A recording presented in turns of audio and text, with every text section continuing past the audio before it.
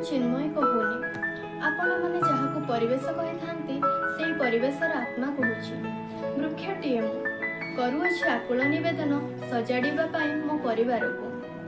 तुलसी चौरा ठारू आरंभ करी विराट बटवृक्ष जाए समस्ते मोर आत्मीय स्वजन। आपणकर परिवार भली आमे माने मध्य एक परिवार। प्रकृतिर सौंदर्य को देखिबा पाई उपभोग करिबा पाई तारी गर्भरे भासी जिबा पाई समस्तंकर भारी इच्छा, किंतु वृक्षटीए लगाई सुंदर प्रकृति को गढ़िबा को बोधे अल्प केही चाहंती। मोठारू सृष्टि हुए बण जंगल, एथिपाई मो परिवार आज विपदगामी होई पड़िछि। दुख तो बहुत, हृदय फाटिला भली मोर चित्कार को किए बा शुणिबो।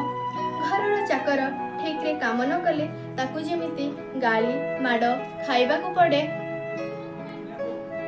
ठीक सेपरी मु जदि केबे फलर परिमाण कम करी थाए मते केवल माड़ के गाली नुहे पूरा काटी दियंती। थरे हेले केही भाबंतीनी जे मो परिवार रो किए जणे नष्ट होई जाउछि। मो भली गछटिए पाई ए प्रकृति सौंदर्यमय।